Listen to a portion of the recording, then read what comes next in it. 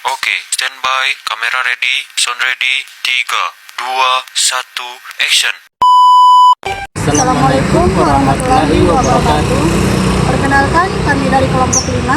Saya atas nama Liani Evandari dengan NIM 202401010330. Dan saya Muftin Sani dengan NIM 202401010331. Baik, di sini kami akan membahas manajemen humas dalam pendidikan Islam yang terkait dengan fungsi, peran, dan implementasinya dalam penguatan citra lembaga.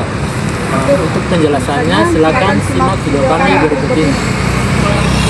Manajemen humas dalam pendidikan.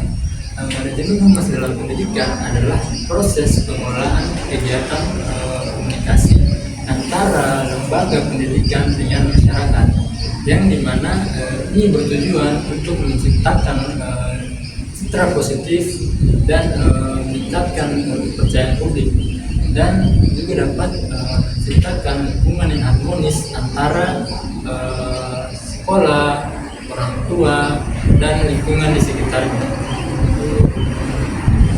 Humas dalam pendidikan juga berfungsi sebagai jembatan komunikasi antara sekolah dengan pihak eksternal, yang dimana dengan melalui manajemen yang baik, humas dapat menyampaikan informasi maupun menerima masukan dan menjaga nama baik lembaga. Nah, dengan begitu dapat tetap mempertahankan kepercayaan masyarakat maupun lingkungan di sekitarnya.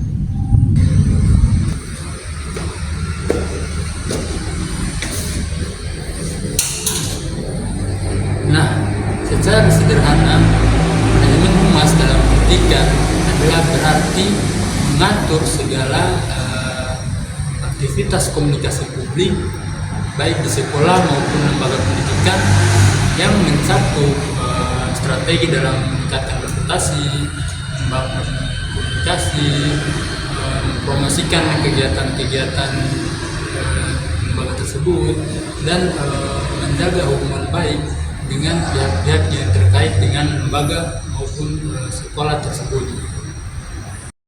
Selanjutnya, kita masuk pada fungsi manajemen humas dalam pendidikan. Fungsi manajemen humas dalam pendidikan sendiri memiliki beberapa unsur. Salah satunya adalah fungsi manajemen humas dalam pendidikan adalah sebagai penghubung, informator, komunikator antara sekolah dengan masyarakat. Dan melalui fungsi ini juga manajemen humas dapat membangun kerjasama yang produktif dan saling menguntungkan satu sama lain. Nah, selain itu, fungsi manajemen humas dalam pendidikan yang lainnya adalah sebagai penyampai informasi kegiatan sekolah dan menjalin hubungan dengan masyarakat, serta membentuk opini positif tentang lembaga pendidikan atau sekolah tersebut. Nah, dengan fungsi itu, humas dapat menjadi bagian penting dari keberhasilan sekolah ataupun lembaga pendidikan tersebut. Tapi juga humas bertugas sebagai penjaga hubungan internal dan eksternal sekolah agar tetap stabil. Nah, oleh karena itu humas di sini juga berperan sebagai fasilitator atau pengarah komunikasi agar tercipta lingkungan yang baik atau harmonis. Selanjutnya kita masuk di peran manajemen humas dalam pendidikan. Nah, manajemen humas dalam pendidikan itu memiliki beberapa peran. Di antaranya humas dalam pendidikan bertugas sebagai penyaji dan penyampai informasi kepada masyarakat. Nah, tujuannya yaitu agar masyarakat atau publik tahu tentang perkembangan sekolah atau lembaga pendidikan tersebut. Nah, misalnya contohnya suatu sekolah ingin mengadakan penerimaan siswa baru. Nah, di sini humas bertugas sebagai penyaji informasi. Nah, bagaimana menyajikan informasi tersebut? Nah, ada beberapa cara. Jadi humas bisa melakukannya, pertama bisa melalui poster, yang kedua bisa melalui dengar suara yang ada di sekolah tersebut.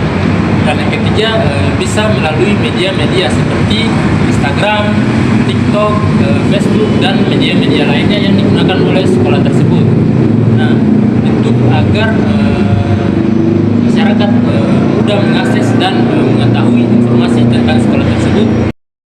Selain tugas manajemen humas dalam membangun hubungan eksternal, manajemen humas juga bertugas membangun hubungan internal di sekolah, baik dari guru, siswa maupun staf-staf sekolah lainnya, agar tercipta lingkungan yang harmonis dan supaya lingkungan dalam sekolah itu baik dan proses pembelajaran menjadi lebih efektif. Nah, caranya agar tercipta lingkungan tersebut, humas dapat membuat kegiatan-kegiatan yang terkait dengan guru tadi, siswa dan staf-staf sekolah lainnya, agar hubungan dari guru dan siswa maupun staf-staf lainnya itu menjadi lebih harmonis dan baik, sehingga sekolah tersebut menjadi lebih tentram dan harmonis. Di sini saya akan membahas tentang jenis kegiatan humas pada lembaga pendidikan. Nah, kegiatan humas pada lembaga pendidikan memiliki variasi yang cukup luas yang bergantung pada tujuan, struktur organisasi, dan kebutuhan komunikasi lembaga. Dalam praktiknya, kegiatan humas tidak hanya menjalankan administratif atau seremonialnya, tetapi juga memainkan peran strategis dan membangun citra dan reputasi pada lembaga. Contoh jenis humas pada lembaga pendidikan, yaitu yang pertama ada menerima tamu di sekolah, dan yang kedua ada mengirim surat undangan kepada orang tua siswa, dan yang ketiga ada mengunggah kegiatan sekolah di media sosial. Yang keempat ada menjalin kegiatan instansi dengan orang lain. Dan yang kelima ada mempublikasikan prestasi siswa dan guru. Baik, lebih dan kurangnya mohon dimaafkan. Kami akhiri dengan kata wabillahi taufiq wal hidayah. Wassalamualaikum warahmatullahi wabarakatuh.